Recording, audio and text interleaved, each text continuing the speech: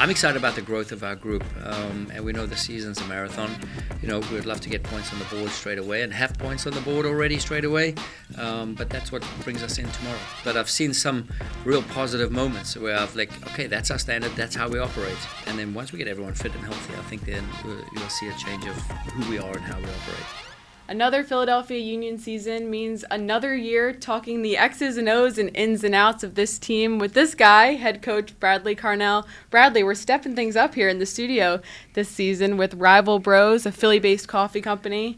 I love their shops in the city, and they set up a little cozy coffee corner over in the IBX Training Center. I know that's been a welcome addition for your players. Incredible. The last couple of months have been amazing, and they've been so willing to help us out with extra coffee beans and the different sorts and flavors and blends and everything. So, shout out to them. Thank you very much. We'll start this off to a cheers to them. Cheers to them. Thank you. Cheers to another season. Here we go. It's been a minute. It has been.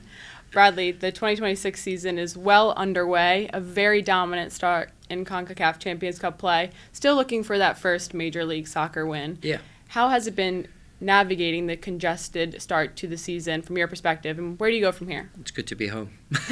Just the traveling and going all over the world to get some vital minutes in preseason and preparations and training routines and bringing in some new players, and so a lot of onboarding. It's been action-packed, which is amazing because you kind of hit the restart button every single year, and then I would say this year more specifically than any other usual year because you have so many new faces and so many young faces, and that's the beauty about development and coaching, and and then the season starts, and we come out the gates flying in the Concacaf and do a really nice two-legged stint against Defense Force, and then we have 2 home games here. The one against NYC didn't go our way, but I saw some really positive things and really good things in that second half when we made a real push at it. Just unfortunate that we kind of handicapped ourselves with 2 red cards in the last 2 games away in DC as well. But I've been very optimistic about the approach that we've had, despite our youngness of our group, I would say. So everyone's rallying along, everyone's doing their bit, and we got a good game now against San Jose. Had a full week of training this week and ample time to dive into film with your players. Was there a message or a theme that came out of that time spent with them? Yeah, there's tons of messages, right? Especially when a game doesn't quite go your way. But I think even when things are good, we never get too high when it's going great, and we never get too low when things don't go our way, because we trust our structure, we trust the process, and process is a word that gets thrown around very much in the sporting world or in any business world, and trust the longevity and trust the process. But we have a plan in place.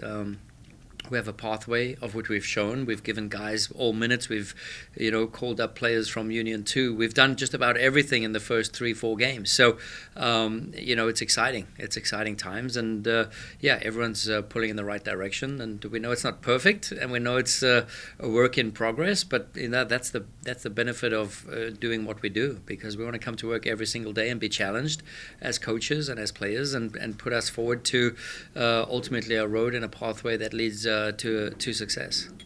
You've spoken about the young faces. This Philadelphia Union roster is one of the youngest in all of Major League Soccer, and a lot of these new faces have had the opportunity to step up either in CONCACAF Champions Cup play or even in MLS play. How valuable have these opening weeks of minutes been for those players? Yeah, I think the training's been the most valuable, and then the game happens because we like to train in a certain way and trying to prep the guys, and everyone has come in with a certain skill set or a tool that they have that got them signed, and they do that really well. So, and now we continue to build the basis of foundation around that quality, around those tools, and then we like to see growth. But what usually happens, and I've seen it in many years, there's an overload of information. There's just like the influx of all messages, coaches speaking to you, volume of videos, and it's a lot. And then the players, it's yes, and then they fall into a slight dip and process now the information. So, while we're seeing that, and with all the new faces, we're seeing some, it might be physical, it might be cognitive, and it might be tactical. So there's all these three elements of challenges that now we put on the players. While we're still coaching the team aspect, the individual now has an overload of information, and it's fun watching the process, because you can see guys who get it really quickly, and then you see guys that takes a little bit of time. But I enjoyed going through this process, especially early on in the preseason and the first couple of games, because once they come out of it, the sharpness is there, the fitness is there, the understanding is there at a better level. So yeah, I'm excited about the pathway that's been sort of, I would say, paved or forged right now for the guys. And like you said, a key to that is Philadelphia Union training. You've built a reputation for having very intense training sessions, especially on Wednesdays. That's your philosophy day, as you call it. This week, you spent a little extra time with the 9s and 10s. I know your group is still looking for that first goal in the run of play. Sure. Was that part of an effort to get things going up top? Yes and no. I mean, we've scored a bucket load, in the first Concacaf round. Of how many goals those were? 13, I think, or 11 or 12 or something. So again, some of them were set pieces, some of them were from the run of play, some of them were beautiful goals already.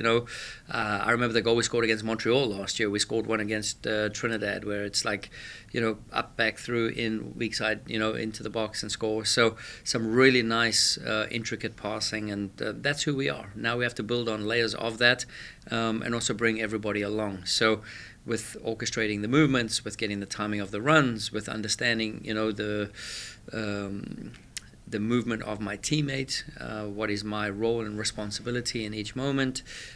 So that's the coaching part, right? And so yeah, little individual sessions here and there, or group sessions here and there, whether it's integrated or on the field or in the video room. But the staff have been amazing. The staff have been incredible, trying to get these guys on board. And we set a standard. We have a standard. And that's the good part, because we have a workflow, we have an information of what we're trying to do, and an execution from a staff perspective, that we want to make the players succeed. We want to succeed as a team, and these are all the steps taken, and everyone's involved in that process, and it's really good. The staff are working at a great level. The players are giving their everything all the time, and my glass is always half full. Another player starting the integration process, Philippe Ndinga, is officially in market here. A really exciting addition to the team. What are you looking forward to most with this player and what he can bring to your group? I'm excited about welcoming him to the team this morning. That was exciting. I'm most excited to see him not in trainers, into cleats, that he can get on the field. So there's a bit of a process now over the next couple of days, but he came in, he said he wanted to play straight away. It was like, there's a process, there's some medical papers, and there's a couple of things that you have to get sort of signed off on, and then we need to do baseline testing, and so it's going to be another bit of information overload, but he's coming in smiling and willing, and eager. And when you're working with an eager player and person, once you get going straight away, he was pretty bummed he's not going to play against San Jose. So, and that's the sort of edge you're looking for, because it's guys who want to contribute right now. And he's like everyone we've signed, they have a real unique skill set. And now it's about how we can bring it and make it function within the team. So, there's a void there. Everyone's chipped in and done their bit, and we've worked hard to develop other players in and around the fringes, and we've called up Gio Segura, and we've done a bunch of things. But also now we have a specialist in that position. Not that anything's given for granted, but every position needs to be earned. But at least we have a position occupied.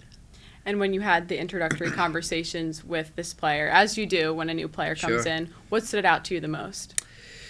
He had a glow in his eyes, like he's very keen, and everyone said, maybe he's not the most verbal in English or communicative in English, but he's been incredibly open. He was talking in front of the group today when we presented Philippe to the group, and he spoke, and he gave us a background on his history and where he's from, and that was pretty impressive. So I think he's just shy, new teammate, new country, and sometimes a big city can be very intimidating.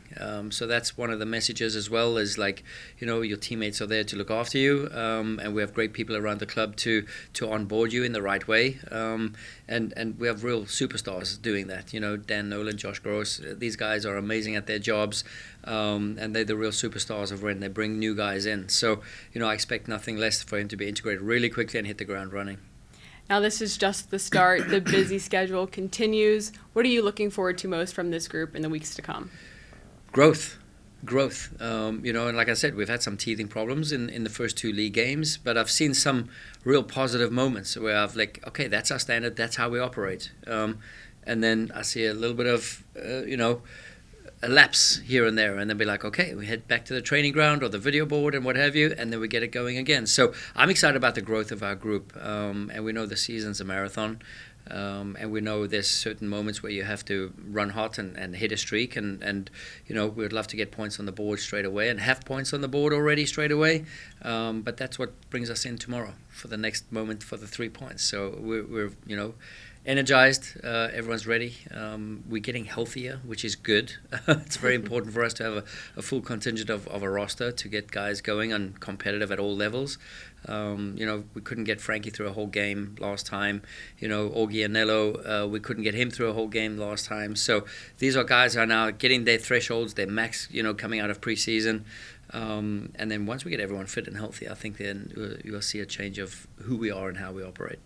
Well, Bradley, thanks so much for the insight. I'm excited for what's to come, and I know our fans are too. So thank you very much. Appreciate it.